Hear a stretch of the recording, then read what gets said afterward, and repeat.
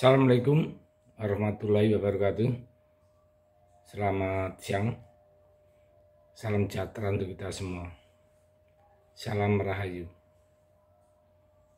Kita tahu yang namanya IMF atau International Monetary Fund sempat membuat heboh dunia lantaran permintaan konyolnya agar Indonesia menghentikan seluruh program hilirisasi industri, dianggap sebagai bentuk penindasan. IMF sendiri merupakan organisasi pendorong utang yang relatif unik dari sisi kepemilikan, maupun organisasi ini karena IMF bukan bank, melainkan lebih mirip koperasi simpan pinjam raksasa. Jadi kita ini selama ini menganggap IMF itu semacam raksasa yang horor. Ternyata setelah kita pelajari lebih lanjut, itu mirip koperasi simpan pinjam, cuman versinya negara ya. Jadi negara dengan simpanan terbesar otomatis akan menjadi raja, bahkan bisa mengatur arah dan tujuan IMF. Tapi hal mengejutkan, akhirnya muncullah setelah kehebohan yang dilakukan IMF untuk ikut campur di dalam urusan dalam negeri Indonesia tanpa diduga. Indonesia rupanya memiliki saham cukup banyak di IMF, sehingga membuat IMF tak bisa lagi sombong di hadapan Indonesia. Dikutip dari laman resmi IMF Minggu 22 Mei tahun 2022, Indonesia memiliki jumlah aset sebesar 4.648 juta. Apabila dicairkan atau jumlah SDR-nya, ini setara dengan 64 miliar dolar, sekitar 939 triliun rupiah. SDR adalah singkatan dari Special Drawing Right atau hak penarikan khusus yang berasal dari dana yang disuntikkan negara anggota ke IMF. SDR itu berbentuk aset cadangan mata uang asing pelengkap yang ditetapkan oleh IMF pada 1967. Fungsi dari SDR adalah sebagai pelengkap untuk cadangan mata uang para negara anggota IMF.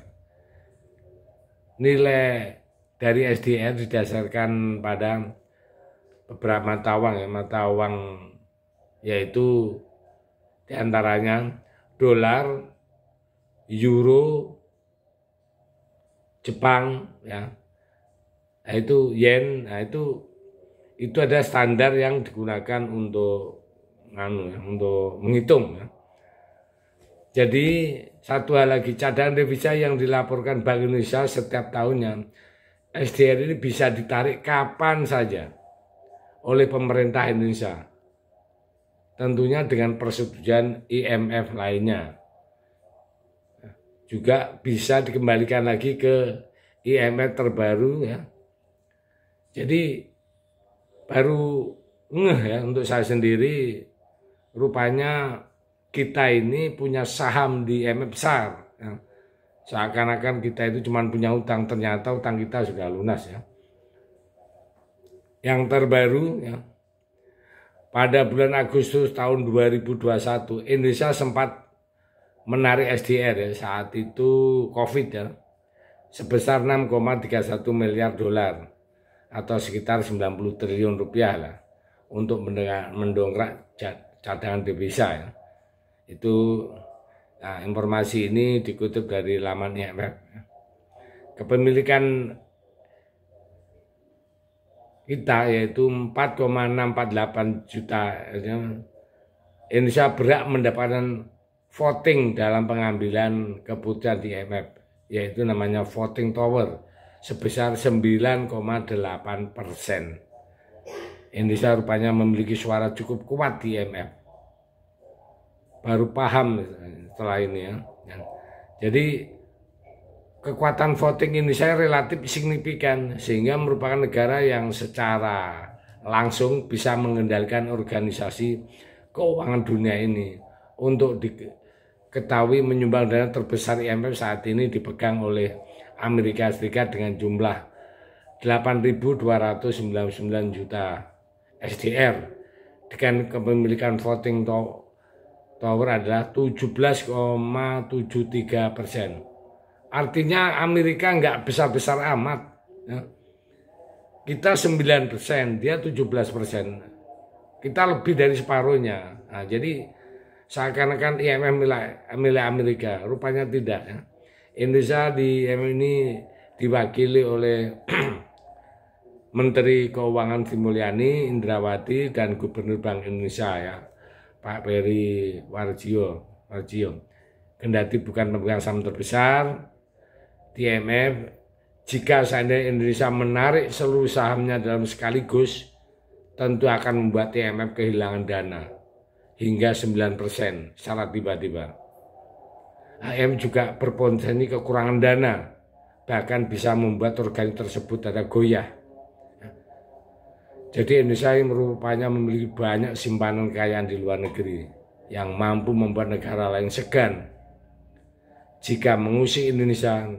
Karena itulah IMF perlu segera mengevaluasi terkait kebijakan untuk menghalangi hilirisasi Indonesia. Karena bukan tidak mungkin pada tahun 2045 Indonesia bisa menguasai 25% saham IMF, bahkan lebih. Hal ini lebih mengejutkan rupanya. Ya.